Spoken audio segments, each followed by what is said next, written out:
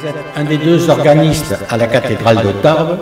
Pouvez-vous nous parler de ce bel instrument qu'est l'orgue? Oui, alors donc en fait l'orgue est un orgue qui a été construit initialement au XVIIe siècle et après bien des vicissitudes, des rajouts, des relevages et des restaurations au XIXe siècle et au début XXe, il a été profondément remanié et modifié. Et donc c'est dans les années 90 qui a été décidé de faire une restauration à l'identique de cet instrument. Donc la restauration a été confiée au facteur d'orgue Bartolomeo Formentelli, qui a fait ce travail de restauration à l'identique. Et donc qui a pris le parti de retrouver en quelque sorte le cachet originel de l'orgue, tel qu'il était au XVIIe siècle.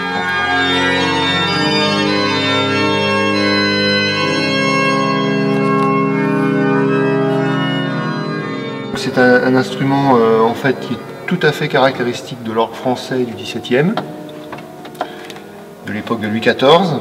Il y a deux buffets, il y a le grand orgue qui est ici, qui est le grand buffet, le buffet principal, et derrière moi le positif qui est un buffet plus petit avec des jeux plus présents, plus devant, pas forcément plus fort mais plus devant, plus soliste.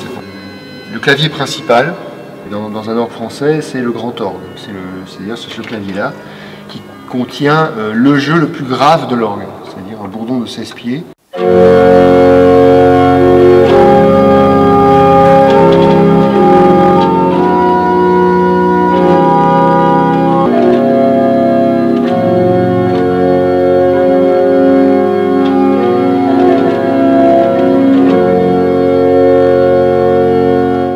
Et l'autre clavier, celui-ci, c'est le clavier du positif qui est derrière et qui comporte un certain nombre de jeux de détails, qu'on appelle, donc, notamment par exemple, un jeu qui est particulièrement réussi sur cet instrument, c'est le chromorne.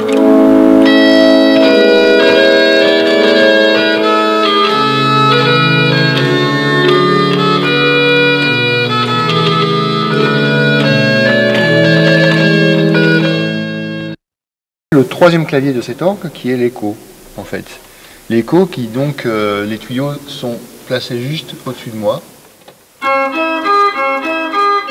on est au clavier, on l'entend vraiment très fort, très près. Mais en fait, quand on est dans la nef, c'est le clavier le plus faible. Et on a vraiment l'impression...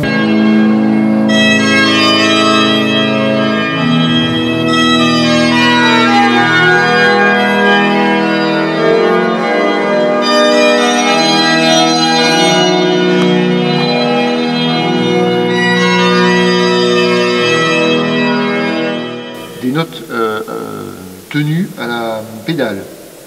Et les notes, en fait, sont jouées par des jeux d'anches, on appelle ça.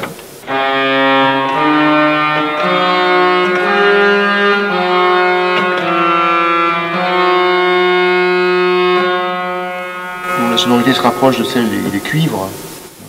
Le nom des jeux, c'est trompette et clairon. Et le son, normalement, de ces trompettes et clairons doit percer à travers le plein jeu.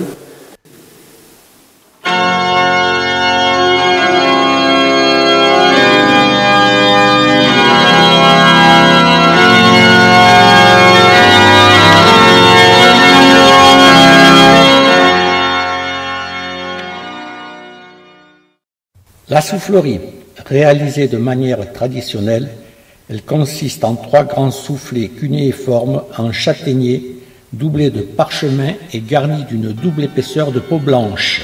Ceux-ci sont actionnés par un lève-soufflet électromécanique.